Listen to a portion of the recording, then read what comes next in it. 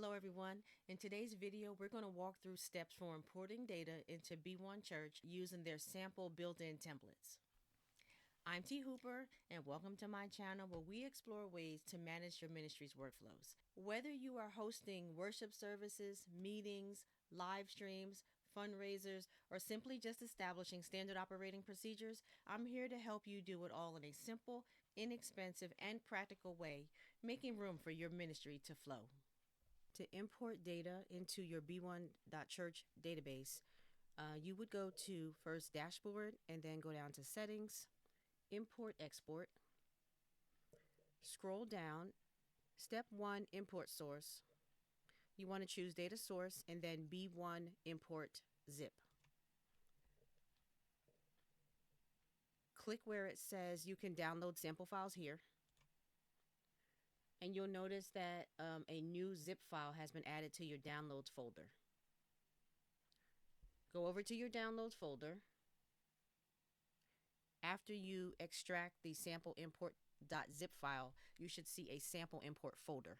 Open that folder and you'll see a bunch of sample templates that you can use as a guide to get you started with your import. So the first one that I want to open is people. And what I'm going to do is just expand each of the columns so you can see them. Important note here is to make sure you keep all of these column headings as is, because these column headings are what's recognized by B1.Church as a guide for what information is going to land in the different fields inside of the database. Here is where you can replace the sample data with your real data and make sure you keep the proper formatting for each of these columns.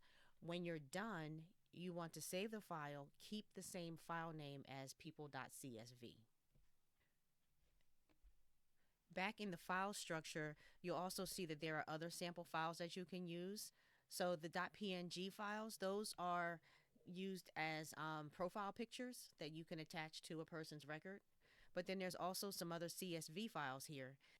To use another example, I'm going to open groups.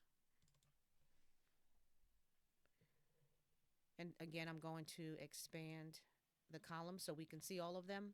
And groups, they work the same way as the people.csv. And here's where you're basically going to identify your group category and your group name and whether or not it tracks attendance. You can identify all of your groups before you do the import, or you can choose to manually enter all of them inside of the B1.Church application. Again, once you are done populating this template, you want to make sure you save it and give it the same exact file name, which is going to be groups.csv. I'm going to close this one as well. Another thing that these templates allow you to do is to use them in conjunction with each other. So for instance, I can assign people to groups, and then I can also assign service times to groups. So I'm just going to walk through a few scenarios of how you can upload data into the system that's already connected to each other. We'll start with opening people, groups, and group members. So here I have opened the people CSV, the group member CSV, and the group CSV. I'm going to show you how these can all connect to each other before you upload them into the system. Once you have entered your people into the people.csv and you have entered your groups into the groups.csv, you can join the person to a group by using the group member template. So for instance, I can see here that group key 1 and person 1 joins those two items. So person number 1 is Mary Jackson. Group key 1 is worship services. I also see that person ID number 7, which is Sarah Wilson, also belongs to group 2, which is going to be ABF discipleship. Person with ID key number 9 is Michael Garcia, and Michael Garcia belongs to group number 3, which is ABF Golden Agers. So this is how you can put a person into a group for the import, or you can choose to do it manually. And the other thing to note here is that You can put as many people into as many groups as you need. They're not limited to just one. I'm going to close this grouping. Next, we'll look at an example of how you can connect a group to all of its service times. And then we'll also take a look at how you can say which person attended a particular service. So we'll start with the first two templates on the left. This is the services, and then here are the groups. So the same groups that we just looked at a moment ago, these are all of your groups. And you'll notice that it has a service time key, which is going to be taken from the services template. So worship service, import key number 1, uses the service time number 1. So the worship service group meets at the main campus on Sundays at 9:30. The ABF discipleship group meets at service time 2, which is on the main campus on Sundays at 10:30. And this is how you can connect a group to a service time in the import. Again, this is something you can do when you get back into B1.Church, but if you want to do it ahead of time, this is how you would line up the data.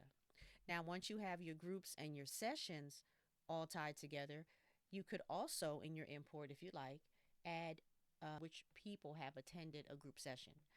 If you recall, we had the person template, and we had person number 1. So this would tie person number 1 to group key number 1, which again is worship service, and then that would tie to the service time of main campus Sunday at 9 a.m.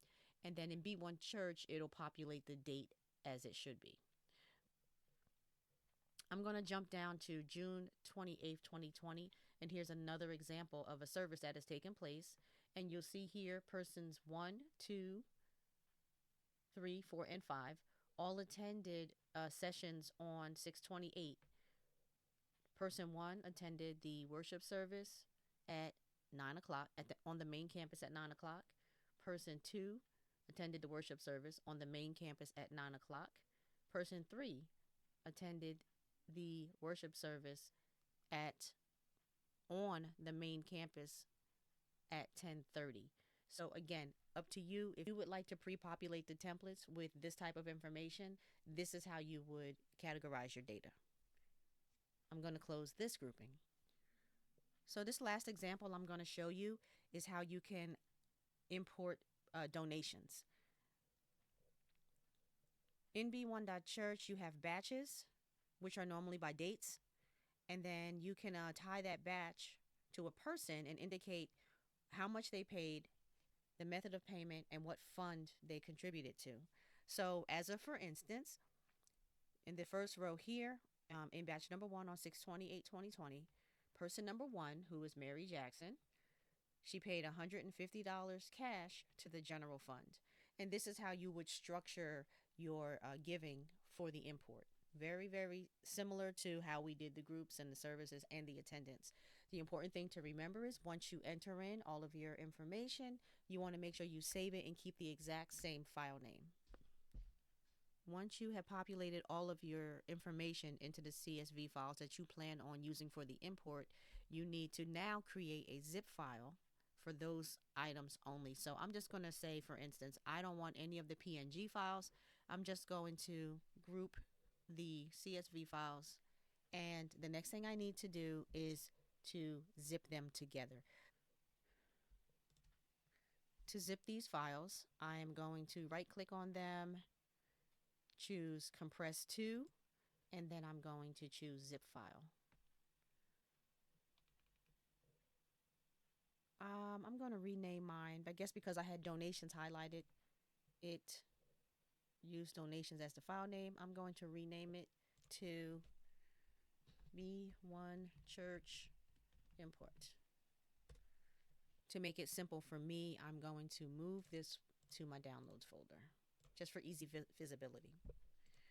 Once you have your zip file created, now we're ready to go back over into B1.Church and import the information back into the system.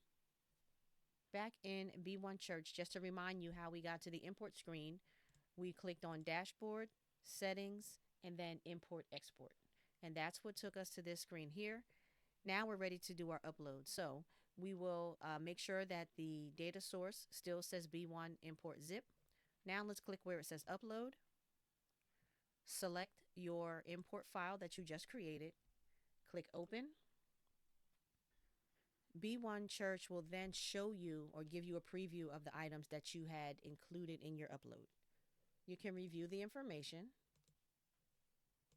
And when you're ready, you want to click where it says Continue to Destination. You want to choose your export destination. The destination is going to be your B1.Church database. The information will populate again with the final count, and you'll see how many items are going to be uploaded. You'll see a Start Transfer button. When you see that each of these items has a green check mark beside it, the import is complete. I'm just going to go to my top of my web browser and click the very first tab that has B1.Church open on it already. Now if I go back over to my settings and my people, you can review to make sure your people are there.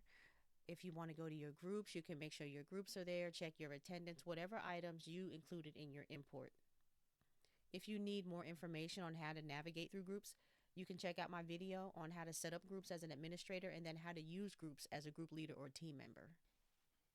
If this video helped you, please like and share it with someone who might find it useful, because when we share information, we don't just make our own work easier, we empower others to do the same. Thanks so much for watching, and don't forget to subscribe and hit that bell notification for more on how to make room for your ministry to flow.